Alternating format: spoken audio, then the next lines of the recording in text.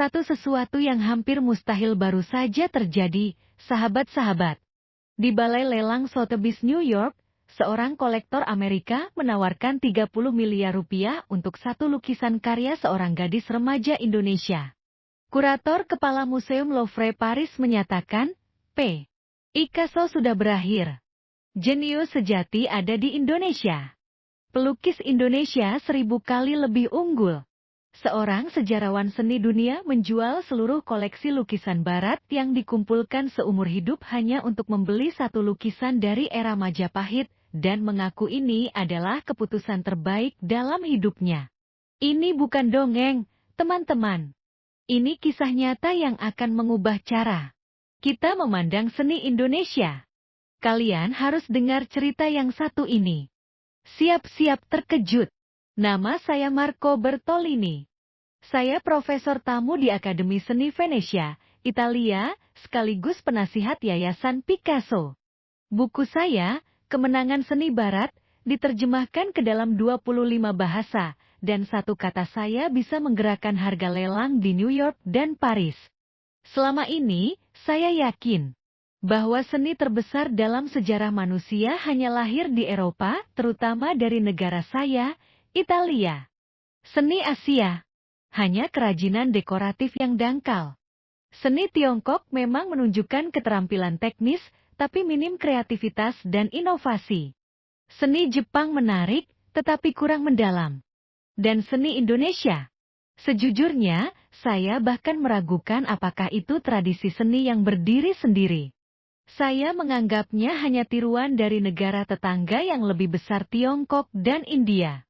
Kesombongan saya hancur berkeping-keping pada suatu malam di Maret 2024 saat menjelajahi konten daring. Setelah pandemi, saya secara tak sengaja mengklik video YouTube berjudul Dunia Seni Filosofis Pelukis Jenius Remaja Indonesia. Awalnya hanya untuk mengisi waktu luang. Saya selalu skeptis terhadap kata jenius. Bagi saya, jenius sejati hanya ada di kalangan maestro barat seperti Picasso. Yang muncul di layar adalah seorang siswi Indonesia bernama Putri Anjani, seorang pelajar SMA. Awalnya saya pikir ini video YouTube yang dilebih-lebihkan lagi. Tapi begitu melihat lukisan di dinding studio kerjanya, sekujur tubuh saya membeku. Ya ampun, ini apa? Saat itu, saya tidak bisa bernapas. Lukisan yang terbentang di depan mata bukan dari dunia ini. Karya dengan dua jantung yang kontras menampilkan kedalaman filosofis yang melintasi batas antara kehidupan dan kematian. Kejutan emosional yang saya rasakan lebih kuat daripada Guernica karya Picasso. Lukisan bulan yang menumbuhkan kehidupan seolah-olah reinterpretasi modern dari penciptaan Adam karya Michelangelo, tapi jauh lebih misterius dan transenden. Tangan saya mulai gemetar. Saya jeda videonya dan amati lukisan itu lebih detail. Penempatan warna, keseimbangan komposisi, susunan elemen simbolik semuanya sempurna. Ini bukan sekadar bakat. Ini kejeniusan yang langka dalam sejarah umat manusia. Tidak mungkin. Bagaimana bisa seorang gadis 17 tahun menciptakan karya seperti ini? Semua pengetahuan sejarah seni di kepala saya mulai goyah. Dalam video itu, dia berkata dengan tenang, "Saya ingin orang-orang melihat ke dalam, bukan hanya penampilan luar. Betapa ringkas namun dalamnya filosofi itu." Esensi yang dicari seni barat selama 500 tahun dirangkum oleh gadis muda ini dalam satu kalimat. Saya dikuasai dorongan yang kuat, meninggalkan segalanya, dan meneliti dunia karya gadis ini. Juga memahami bagaimana seni Indonesia bisa melahirkan jenius semacam ini. Malam itu, saya mulai mencari semua materi tentang seni Indonesia. Yang awalnya rasa ingin tahu sederhana, berubah menjadi penelitian obsesif. Ketika menemukan karya pelukis era Majapahit dan Mataram Djoko Pekik dan Affandi, saya kembali terkejut. Melihat karya Affandi untuk pertama kali. Bagaimana saya bisa menjelaskan perasaan itu? Ini seperti Monet terlahir 150 tahun lebih awal dan menangkap cahaya serta gerakan alam dengan teknik Nusantara. Lukisan pemandangan Gunung Merapinya lebih intens daripada gabungan Turner dan Cezanne. Dalam satu lukisan, semua elemen alam gunung, kabut, cahaya, kegelapan, berpadu sempurna. Lukisan genre Raden Saleh bahkan lebih mengejutkan. Ketika melihat karyanya, saya menyadari betapa kasarnya Les Demoiselles d'A. Finon karya Picasso. Raden Saleh menangkap emosi dan relasi manusia dengan begitu halus dan elegan, namun dalam warna dan komposisi, dia lebih berani dari Matisse 200 tahun lebih dulu. Saat itu saya sadar, mitos superioritas seni barat yang saya yakini seumur hidup runtuh. Dalam satu hari, identitas akademis saya hancur total. Dan pencerahan baru mulai mengisi kekosongan itu. Ini bukan sekadar penemuan. Ini wahyu yang membalikkan pandangan dunia saya. Dan wahyu ini dimulai dari pertemuan tak terduga dengan pelukis jenius muda Indonesia. Obsesi saya dimulai. Bagi seorang sejarawan seni yang hidup untuk ini, seni Indonesia bagaikan planet baru di tengah alam semesta. Ruang penelitian saya dengan cepat dipenuhi buku seni Indonesia. Dan reproduksi karya Affandi dan Raden Saleh menggantikan posisi Raphael dan Michelangelo di dinding. Rekan-rekan saya mengira saya gila. Marco, apa yang kau bicarakan? Seni Indonesia lebih unggul dari Picasso. Ini lelucon macam apa? Dalam rapat profesor di Akademi Seni Venesia, presentasi saya menjadi bahan tertawaan. Tapi saya tidak peduli. Keyakinan seseorang yang menemukan kebenaran ada dalam diri saya. Akhirnya saya mengajukan cuti. Rencana tinggal 6 bulan di Indonesia untuk meneliti seni mereka. Secara langsung, rekan-rekan memperingatkan saya bunuh diri karir, tapi bagaimana saya bisa melewatkan penemuan ini? Sebagai akademisi yang mengejar kebenaran artistik, ini takdir saya. April 2024, akhirnya saya tiba di Bandara Soekarno-Hatta. Jantung saya berdegup kencang. Seperti Columbus menemukan benua baru. Tidak, lebih dari itu karena ini bukan penemuan fisik, tapi penemuan kebenaran seni. Destinasi pertama, Museum Nasional Indonesia di Jakarta. Memikirkan melihat karya asli Affandi dan Raden Saleh membuatku tak bisa tidur. Begitu masuk museum, saya langsung berlari ke ruang pameran karya Affandi yang terkenal. Dan akhirnya, saya berdiri di depan lukisan itu. Bahkan saat pertama kali melihat langit-langit kapal Sistina karya Michelangelo, saya tidak merasakan ini. Dada terasa sesak, napas tercekat, air mata mengalir. Ini bukan sekadar lukisan. Cie, ekspresi jiwa. Gunung Merapi yang megah dengan kabut mengalir di sekelilingnya. Kontras tekstur kasar gunung dan kelembutan kabut. Apa yang Cezanne coba capai selama 30 tahun, tapi tak pernah berhasil, Affandi telah menyempurnakannya di abad ke-20. Dengan cat minyak dan sapuan kuat, dia mengekspresikan tekstur dan kedalaman yang luar biasa. Guernica karya Picasso tiba-tiba terasa kekanak-kanakan. Lukisan ini dibuat saat Affandi berusia 76 tahun. Ketika mendengar dia melukisnya, sambil merindukan temannya yang sakit, saya langsung berlutut di tempat itu. Ini melampaui tingkat seni. Ini sesuatu yang lebih. Beberapa hari kemudian, saya bertemu dengan Doat, Siti Aminah, kurator senior Museum Nasional. Dia awalnya curiga dengan antusiasme mendadak saya terhadap seni Indonesia, tapi merasa ketulusan saya dan dengan baik hati membantu. Profesor Bertolini, karya Affandi memang mengejutkan Anda. Tapi ini baru permulaan. Harta karun sejati seni Indonesia belum dikenal dunia dengan baik. Doer, Siti membawa saya ke ruang penyimpanan. Di sana ada harta karun yang tidak dipamerkan ke publik. Dia mengenakan sarung tangan putih dan dengan hati-hati membuka gulungan lukisan. Saat dia membentangkannya, saya kembali terkejut. Itu karya Raden Saleh yang lain. Lukisan berburu singa yang menggambarkan konflik antara manusia dan alam dengan dramatisme yang belum pernah ada. Lihat lukisan ini baik-baik, kata Do Art City.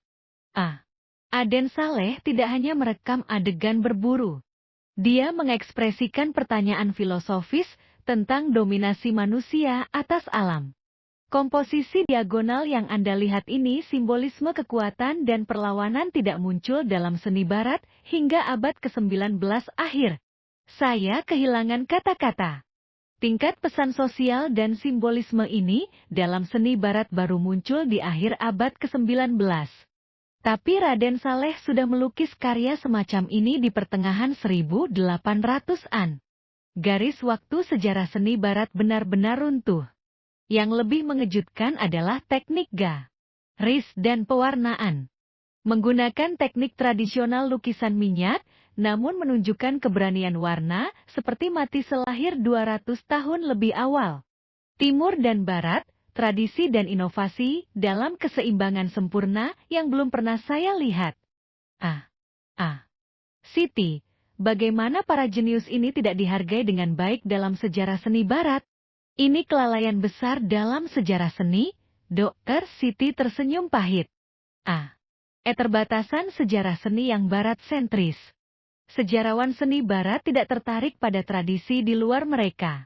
Apalagi Indonesia, tertutup bayang-bayang Tiongkok dan India, jadi kurang diperhatikan. Kata-katanya menyayat hati.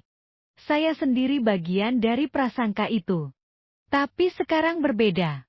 Saya merasa memiliki misi untuk memberitahu dunia tentang harta karun yang hilang ini. Saat keluar dari ruang penyimpanan, Dr. Siti menambahkan, Api Profesor, yang kita lihat hanya maestro masa lalu. Seniman muda Indonesia saat ini mencapai inovasi lain di atas tradisi itu. Terutama siswi SMA yang Anda sebutkan, Putri Anjani. Dia benar-benar istimewa. Bisakah saya bertemu dengannya langsung? Dr. Siti tersenyum. Ayah akan coba atur. Tapi sebelum itu, ada yang ingin saya tunjukkan dulu. Bagaimana kalau kita ke Museum Macan? Di sana ada dunia yang bahkan Picasso atau Matisse tak pernah bayangkan. Saya mengikutinya dengan hati berdebar seperti petualang yang memegang peta harta karun. Babak baru kehidupan saya dimulai. Perjalanan penemuan ini akan membalikan pandangan seni saya dan meruntuhkan paradigma sejarah seni yang barat sentris. Dua pengalaman di Museum Macan adalah kejutan lain. Karya seniman kontemporer Indonesia tidak meniru tren barat, mereka mereinterpretasi semangat tradisi secara modern. Hendra Gunawan, Sujojono, Sri Hadi Sudarsono karya mereka bisa sejajar dengan maestro barat, bahkan melampaui mereka dalam inovasi dan kedalaman. Terutama serial Pasar karya Hendra Gunawan luar biasa. Kedalaman meditatif dimensi kosmik yang diciptakan warna-warna cerahnya adalah tingkat yang Rothko cari seumur hidup tapi tak pernah capai. Jika karya Rothko adalah eksperimen warna, karya Hendra adalah eksplorasi jiwa. Setelah seharian di museum, Dr. Siti membawa kabar gembira. Profesor Bertolini, Anda bisa bertemu Putri Anjani. Besok ada pameran khusus di sekolahnya. Dia ingin bertemu Anda. Saya sangat senang, tak tahu harus berbuat apa. Bertemu gadis itu, titik awal seluruh perjalanan menakjubkan ini langsung. Malam itu saya tidak bisa tidur karena terlalu bersemangat. Keesokan pagi, kami tiba di SMA khusus seni di pinggiran Jakarta. Aula sekolah penuh karya siswa. Dan ruang pameran Putri Anjani paling mencolok. Dan akhirnya, dia muncul. Seperti dalam video YouTube, tapi langsung di depan mata, ada cahaya istimewa yang mengelilinginya. Profesor Bertolini, dari Italia. Saya sangat tersanjung Anda tertarik pada karya saya. Kerendahan hatinya mengejutkan saya. Saya terbiasa dengan arogansi seniman muda Eropa. Mereka sering berteriak inovasi, bahkan sebelum menguasai teknik dasar, dan melebih-lebihkan diri. Tapi Putri Anjani berbeda. Dari dirinya terpancar refleksi mendalam dan keaslian. Arya Anda luar biasa. Terutama lukisan yang mengekspresikan siklus kehidupan itu. Bagaimana Anda bisa mengekspresikan kedalaman seperti itu? Dia tersenyum lembut. Benarnya, ini pengaruh besar dari nenek saya. Sebelum meninggal, nenek berkata, hidup tidak pernah hilang, hanya berganti bentuk. Yang saya lukis adalah napas terakhir nenek yang kembali ke alam semesta dan tumbuh sebagai kehidupan baru. Napas saya tersumbat. Gadis ini bukan hanya unggul secara teknis, dia memiliki filosofi mendalam dan pandangan dunia spiritual. Dan itu di usia 17 tahun. Saat melihat karya-karyanya satu persatu, saya semakin yakin. Gadis ini bukan setingkat Picasso atau Dal, dia melampaui mereka. Bahasa artistik yang mereka kembangkan seumur hidup, gadis ini sudah kuasai sempurna. Yang paling mengesankan adalah seri Inner Landscapes-nya. Karya-karya yang mengekspresikan dunia batin manusia, seperti lukisan pemandangan adalah reinterpretasi semangat lukisan. Pemandangan Nusantara dengan sensibilitas modern. Tradisi Timur dan modernitas Barat berfusi sempurna, dan kedalaman ekspresinya tak tertandingi seni kontemporer manapun. Anjani, bagaimana Anda bisa menciptakan karya seperti ini?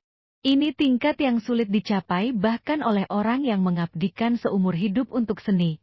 Dia berpikir sejenak lalu menjawab, Saat melukis, saya merasa semua batas dunia menghilang. Timur dan Barat, masa lalu dan sekarang, saya dan orang lain, semua perbedaan kehilangan makna dan terhubung dalam satu aliran. Lukisan saya hanya menangkap momen keterhubungan itu. Saya kehilangan kata-kata. Ini wawasan yang dicapai filsuf besar abad ke-20 seumur hidup. Tapi gadis Indonesia ini mengatakannya seolah itu hal paling alami. Kalau tidak keberatan, saya ingin tunjukkan proses kerja saya. Ada 3 lukisan yang sedang saya kerjakan. Saya dengan senang hati mengikutinya. Di studio sementara di belakang aula, dia berdiri di depan kanvas besar. Lalu mengangkat kuas dan mulai melukis. Saat itu saya teringat sapuan kuas Afandi. Gerakan kuas Anjani sangat mirip tanpa ragu, seperti mengikuti lukisan yang sudah selesai. Tapi lukisannya bukan lukisan minyak tradisional, melainkan gaya orisinal yang melintasi batas abstrak dan figuratif modern. Hanya dalam 20 menit, karya luar biasa lahir di kanvas. Gambar mata manusia dan nebula kosmik yang tumpang tindih. Tergantung sudut pandang. Dunia mikro dan makrokosmik bersilangan, karya ini menceritakan kisah berbeda tergantung perspektif pemirsa. Benar-benar tak percaya. Anda bukan sekadar pelajar berbakat, Anda maestro sejati era kita. Dia tersenyum malu. Lalu memuji.